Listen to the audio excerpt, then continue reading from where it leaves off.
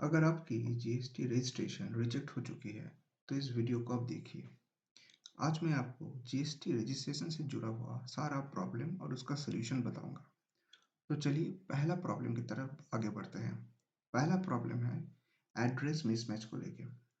देखिए, जो डॉक्यूमेंट आप अपलोड कर रहे हैं, उस पे जो एड्रेस है, आप जब एड्रेस टाइप करके सिस्टम में पुट करेंगे, आपको वही एड्रेस सिस्टम में डालना है। मैं आपको एक एग्जांपल दे रहा हूँ।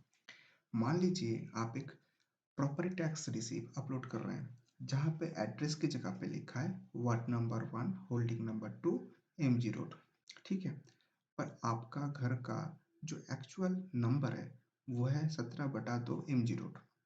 तो अभी आपको क्या करना है, आप जो डॉक्यूमेंट अपलोड कर रहे हो वहाँ पे जैसा जैसा वार्ड नंबर होल्डिंग नंबर लिखा है, आपको उसी तरीके का वार्ड नंबर होल्डिंग नंबर जब आप डेटा पुट करेंगे, टाइप करेंगे, आपको वही डालना है। बहुत से टाइम ऐसा देखा गया है कि आप जो डेटा दे रहे हैं और जो डॉक्यूमेंट फर्निश कर रहे हैं, दोनों में मिसमैच हो रहा है। तो इस वजह से रजिस्ट्रेशन रिजेक्ट हो जाते हैं। अब आते हैं प्रॉब्लम नंबर 2।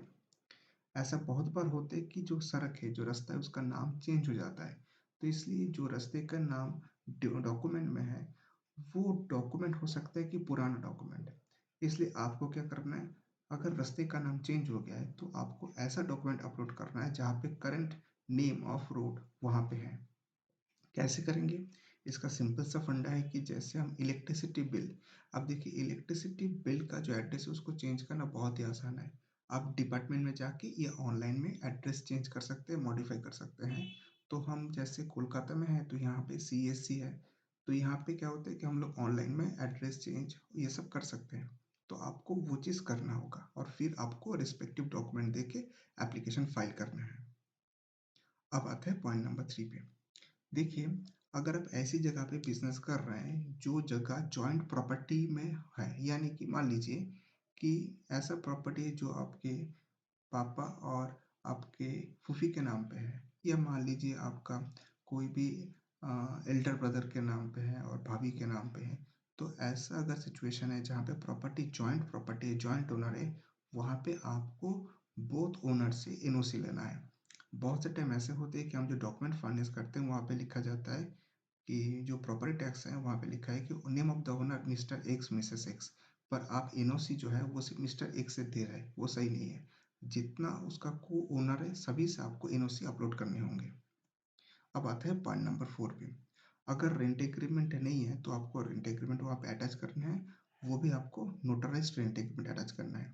तो देखिए, अगर आप खुद की जगह पे बिजनेस कर रहे हैं तो कोई इशू नहीं है। पर अगर भाड़े पे अगर आप बिजनेस चला रहे हैं तो जो ओनर है उससे आपको नोटराइज्ड रेंट एग्रीमेंट लेना है और उसको सबमिट करना है।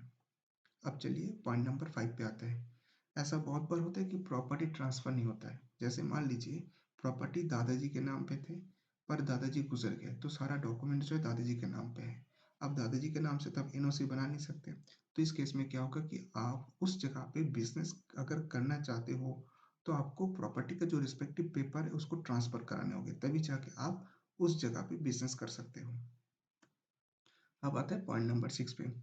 बहुत से टाइम ऐसा होता है कि आप जो डॉक्यूमेंट दे रहे हो वो वहाँ पे एड्रेस प्रूफ की जगह पर आधार कार्ड दे रहे हो। ये बिल्कुल नहीं चलेगा।